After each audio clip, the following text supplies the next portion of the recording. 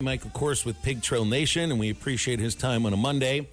Good morning, Mike. How you doing? Doing pretty good, a lot better than I was about 24 hours ago. I wasn't sure if Arkansas was going to get swept or not. That Game 3 was huge. I don't know how many fans understand how important that was. It keeps them in second place, lets them determine their own fate in that regard. I don't know that they can catch Texas, but they can stay in second if they do the right things this weekend. So that helps. I know there's a lot of people frustrated. I really thought the pitching, except for that Game 2, was pretty good. I mean, Jimenez, I don't know what happened there. He had trouble walking in 2 separate appearances. But if you really look at what they did in Game 3, they pitched 6 guys, and only 2 of them gave up runs. Beidelshees gave up 3 on 4 hits, went 2 innings. Jimenez went 1 1/3, gave up 3 hits, and gave up a run. But look at Dylan Carter, 2 innings, just 2 hits, no runs. Christian Fouch, 1 2/3, 1 hit, no runs. Cole Gibler, 1 1/3, no hits, no runs. And then Parker Coyle, that was just amazing, guys. To sit out that long and come into a situation where you got the tying run at the plate for 2 straight batters, and to get out of that situation, I just think it's very positive. Well, and you're right about yesterday's game and the importance of it. But in the context of what this last weekend it was also about, you got a good start from Zach Root. The start by Gage Wood was concerning, just because he had trouble putting batters away in the first inning, and then pitched from behind in the count in the second inning. And you just look, he's the guy that's going to be the pitcher that gets the ball on a Saturday, hopefully in what's a 1-0 game of a regional, and you want to feel like you know what you're going to get from that pitcher. And I think right now you may be in that spot with Zach Root. There's a little blip maybe 3-4 weeks ago, but for the most part in SEC games, he's been a consistent competitor and consistently good.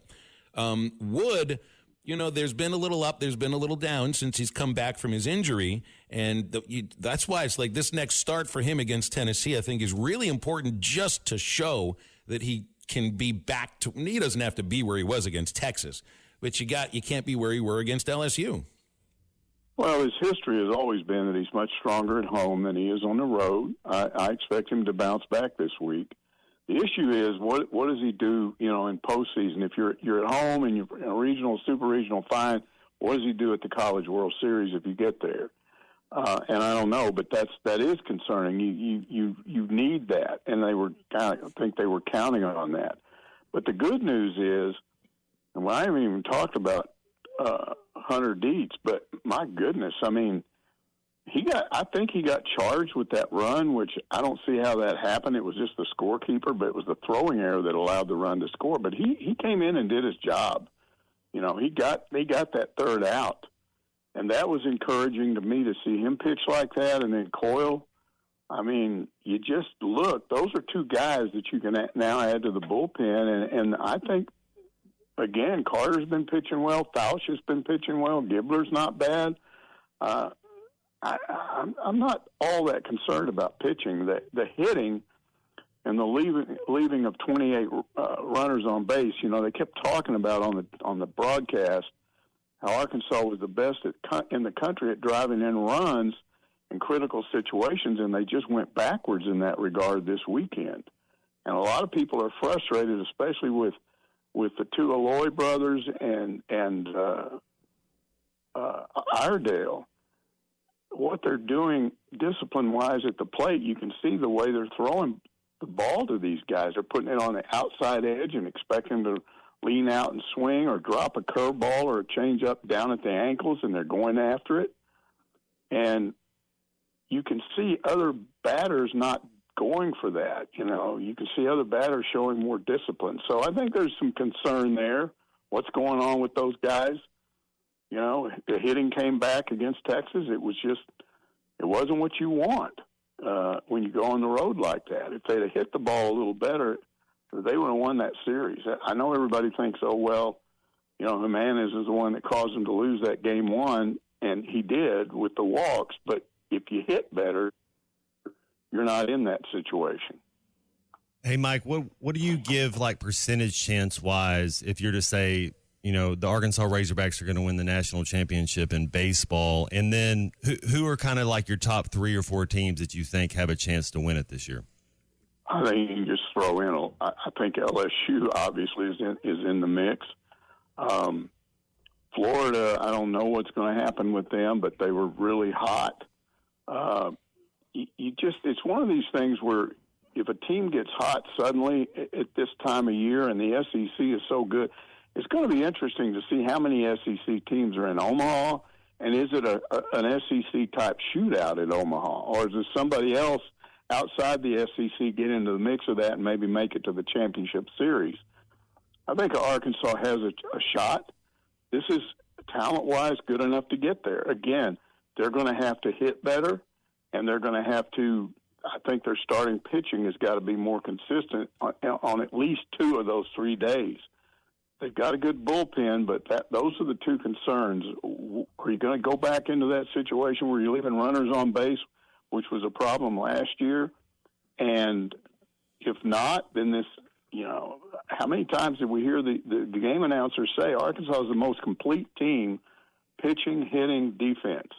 But then they weren't focused on defense sometimes. So which is it?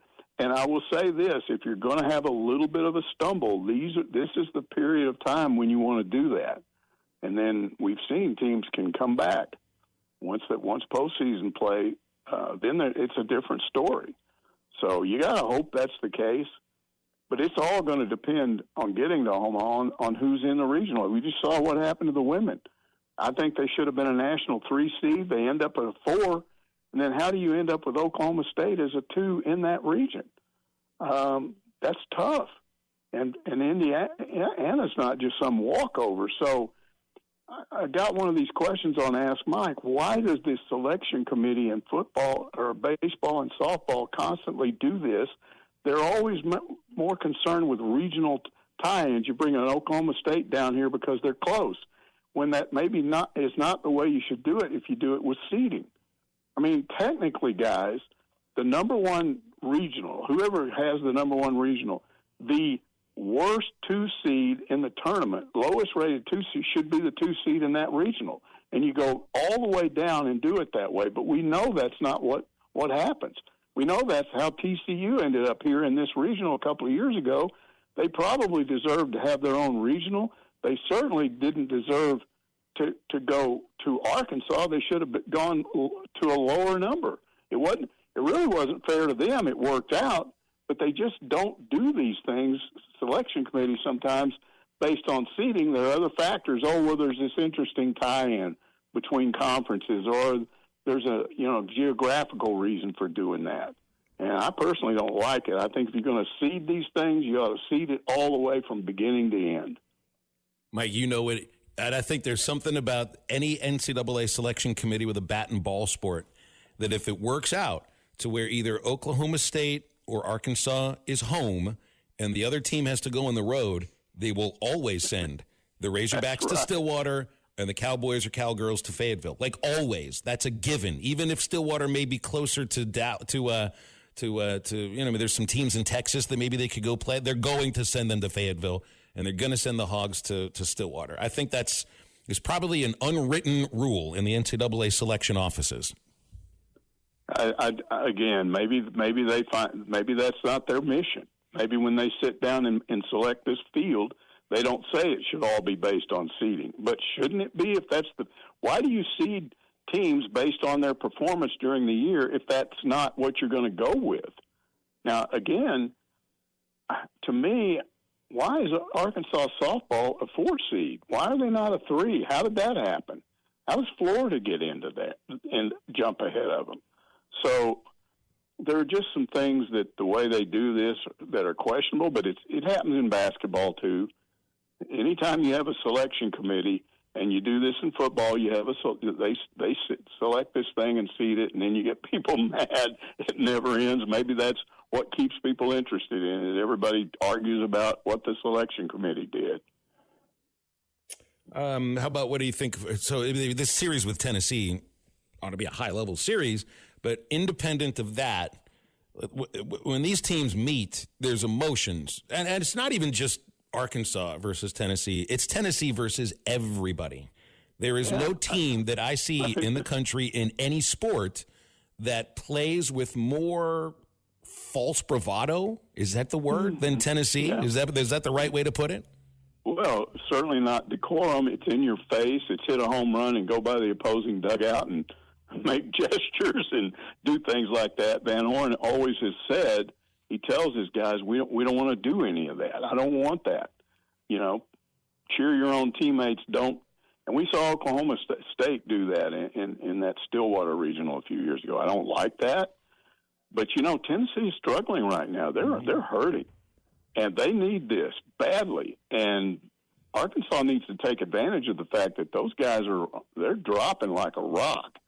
They probably have been hurt more in the last month and a half than any other team in the SEC. I mean, their fall is greater than Arkansas's. I mean, they're not even close to the Razorbacks now in terms of second place. I had an eye on them for a long time. Now it's just LSU and I guess Georgia. So, you know, we'll see. But you would think Arkansas could win 2 or 3 in this series, and that's what they need. Hey, Mike, can I ask you a little bit about some NBA? I don't know if you've been watching, but Oklahoma City, a couple Arkansas guys, they tied it up 2-2. You got a favorite in the NBA this year? No, I mean, I like them, you know, just because of, you know, the 2 guys they have there. Cal shows up over there. Fans like him for doing that. So, you know, I hope that they pull through there, but I'm not enough of an NBA fan or even watch it enough to give you a good answer on that. I just hope the Thunder win. You know, I like it anytime they do because you got Razorbacks on that team. Did you see the clip of Cal with the facial hair? It's kind of funny because for one thing, I thought, wait a minute, that doesn't really look like John Wait a minute, that is John Calipari. So he doesn't wear the tie anymore with the suit, but are we going to go to longer hair and a beard next season? I'm not sure. I just know that this guy, he's interesting. I will just tell you that. I mean, he's been totally different here than I thought he would be. I mean, I think he's fit in well. I think the fans like what he's doing. I think he knows how to do PR. I think this whole thing where we're just sitting around twiddling our thumbs for a month now trying to figure out, has he done recruiting or not? And I keep being told by people I talk to, I don't think they're done. There may be a surprise at the end of this thing. So he just keeps people, you know, he has a way of keeping you interested in basketball even when it's not basketball season. BetOnline is the world's most trusted betting platform and your number one source for all your sports betting action. Baseball season is in full swing and we're into the NBA and NHL playoffs, and BetOnline has more ways to stay in on the action with the latest odds, news, and scores, even live in-game betting while the games are being played. With the largest selection of odds on everything from the MLB, NBA, NHL, and UFC, BetOnline remains the best online source for all your sports wagering information. In between games, head over to the BetOnline Casino with all the top Vegas-style games, including poker and live casino. BetOnline, the game starts here.